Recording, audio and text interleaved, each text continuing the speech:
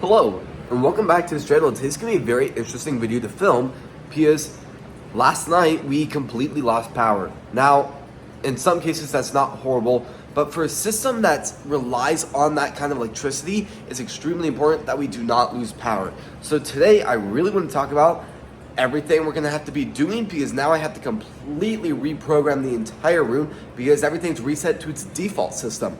So, before we do go and start today's video, please subscribe, hit the notification on all so you're not missing a video, and please like this video. Let's go start today's video. Now, for the most part, when we lose power, it's not that big of a deal. But the problem is, certain stuff rely on electricity. The fish tank's probably at the top of that list. So when we lose power, the entire system shuts down. And notice both fish tank LED lights are turned off. So the thing is, both LED lights are programmed. So the second you hit the button for the timer, it's gonna start that morning. So technically, if you put on the 8-hour setting, it's gonna go, or if you put it on the 12-hour setting, it's gonna go 12 hours of the day. So let's say I click the button at 2 p.m. That means every day it's gonna turn on at 2 p.m. So I have to wake up extremely early, about 6 a.m. to click both of the buttons and reset the system, and then that's what it'll be set at for its defaults, for its main system. So it's all reprogrammed yesterday. So we lost power for about 2 hours. So that means every single timer in here for all the grow lights are back 2 hours. I also want to talk about a little bit of the system. So if you guys have been with the channel for quite some time, I've really talked about renewable energy and working with giant batteries, making my own power, solar energy, turbine energy, wind, hydro energy. I'm into all of that great stuff. But the thing is, in order to get into that stuff, it is extremely expensive. Now I will say, when you add everything up, it's not super expensive to get your hands on the turbines. It's not super expensive to get your hands on the solar panels. But the problem is, the thing that gets really expensive is the battery industry hasn't advanced enough to be able to take that kind of power. So looking at a system that could produce enough power for this entire room would be about $3,000 to $5,000. That is wild because the system didn't even cost that much to build it. So I think that part is just kind of just unbelievable.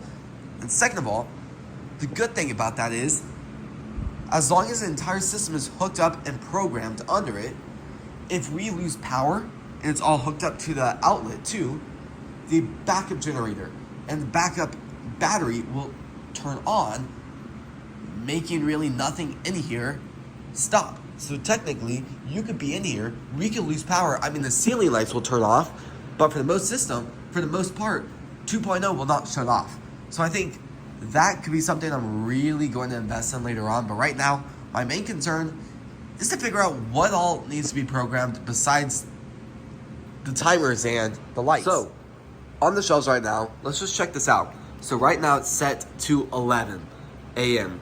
Right now it's 1:11. So all we have to do is move this up a little bit to about right there, and then boom, that's programmed. Then we need to go over here. We need to move this a little bit forward to about 1.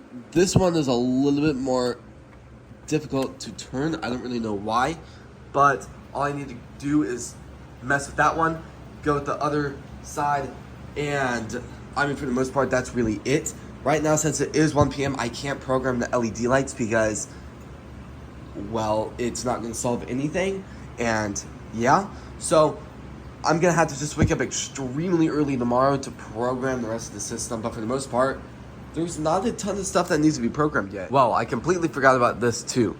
So all these fans, when it loses power or just the power shut off to it, it's going to turn off and it won't turn back on when the power kicks back on. So these have three settings. 1 being the slowest, 2 being medium, and then 3 being the highest. I set all of them to 2, and they really do help move the air. These are looking absolutely unbelievable. I'm super excited about that. And theoretically, I should probably move these to a different level because this one is slightly smaller. Over here, the fish are doing absolutely awesome. Now that I think about it, is when the power actually kicked on about 11 last night, 11 p.m., all the LED lights would have shut back on, meaning these fish have been in light all night, and then once these turned off, the grow lights turn on. So really, they've not gotten an entire break yet. I'm very happy this turned on. I'll have to kind of mess with this to make sure it's still programmed on the setting I need it to be at. I really need to clean this eventually too. There's just a lot of just wires and all sorts of stuff. I have used a lot of your guys' advice too from the comments from my older videos with 1.0 about electricity and making sure safety is always first.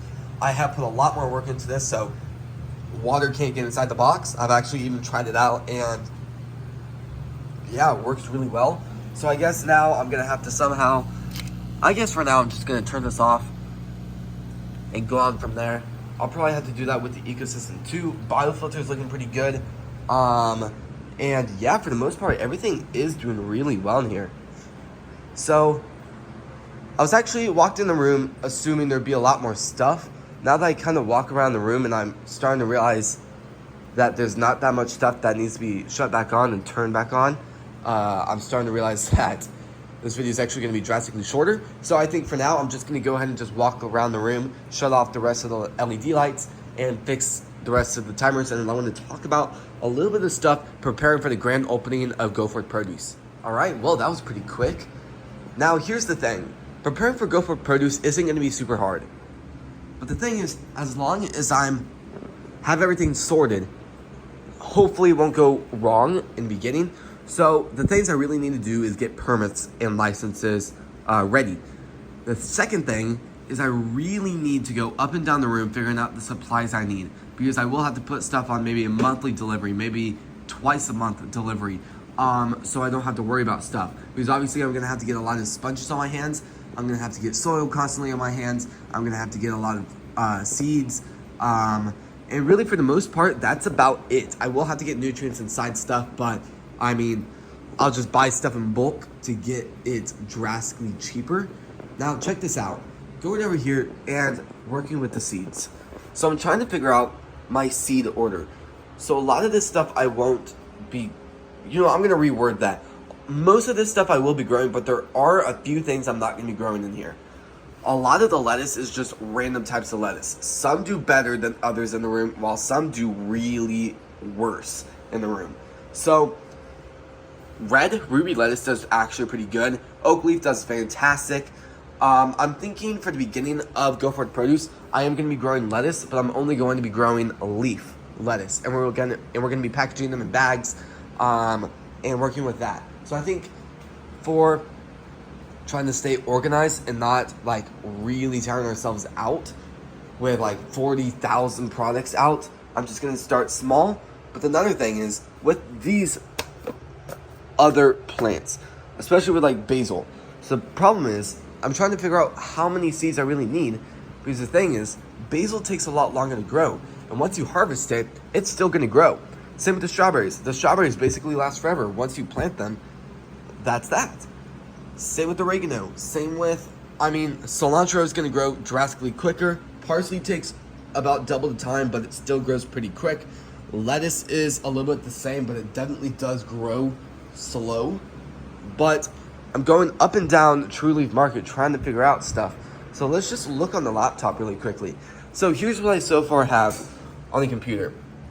I'm thinking I really want to go with some edible flowers. I don't think I'm going to sell those, but I think I really want to learn a lot more. Rosemary, I think I'm still going to get some. Now, that is pretty expensive for rosemary, but I'm thinking maybe I should lower that down to one quality, actually, or one quantity. I'm thinking parsley should definitely be something that's on a higher amount, because parsley does grow a little bit quicker. Oregano is definitely still expensive, too. Peppermint, basil, lettuce, we're going to be buying a little bit more. But the thing is, microgreens we go through like crazy. I mean, really. We plant them, and then 2 weeks later, they're ready to be harvested and sold. So I'm thinking that I'm probably, for the most part, I'm going to be buying in the biggest quantity. So let's just click on this really quickly. So the reason why, you're probably asking, Luke, why don't you just get the smallest amount and constantly get it delivered? Now, that's probably the easiest thing. But check this out. for 4 ounce, or if it even, yeah, there we go. For 4 ounce, it's about $2 per ounce. 1 pound, it's about $1.11. For 5 pounds, it's about 69 cents per ounce. And then if you want to buy an extremely big quantity amount, it's gonna be about 52 cents. So the thing is, the cheaper I can get these seeds per ounce, the cheaper I can sell the produce for. Now the thing is, I don't really have, I mean, let's just search on this order. How much this order was, I mean, almost $1,000. That is wild. So I really need to go up and down the room trying to figure out, do I really need a lot of this stuff? Because we do have still some seeds. So I wonder if I could just take some of these out that I feel confident in.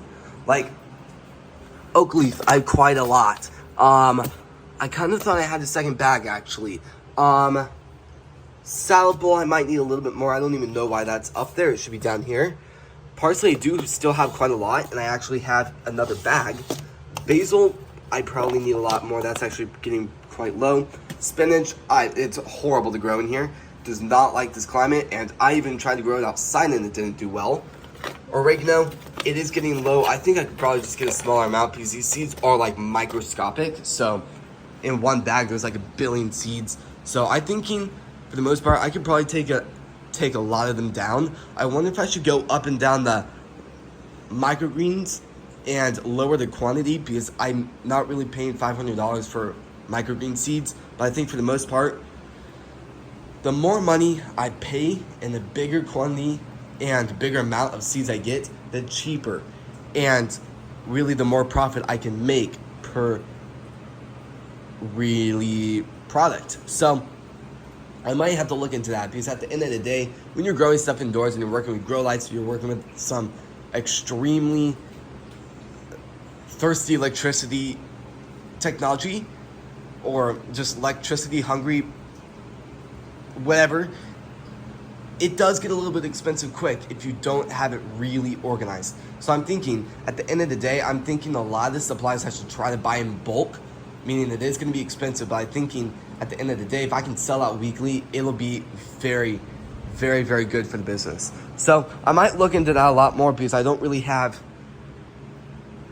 $1,000 ready for just easy spending. So, I mean, I'm going to have to try to bring that number down drastically, but I think for the most part, this is going to be very, very, very exciting to really work in this room. I will say, once we do get the new seeds in, and once the time gets closer, we're going to start to be growing a lot of stuff, because once we have opening day, we need to have a lot of the products already taken pictures of. We need to have a lot of the products already done.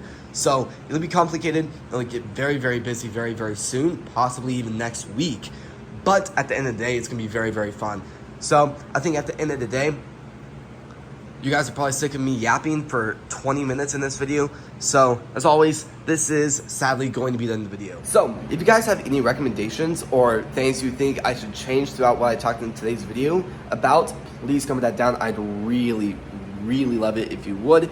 And as always, please subscribe, hit the notification on all so you're not missed a video, and please like this video. All our social media platforms are live for Go For Produce on Facebook, Instagram, TikTok, and YouTube. If you guys want to check those channels out and possibly follow them, I'd greatly appreciate it too. But as always, thank you so much for watching today's video, and I'll see you guys when we post next. Peace.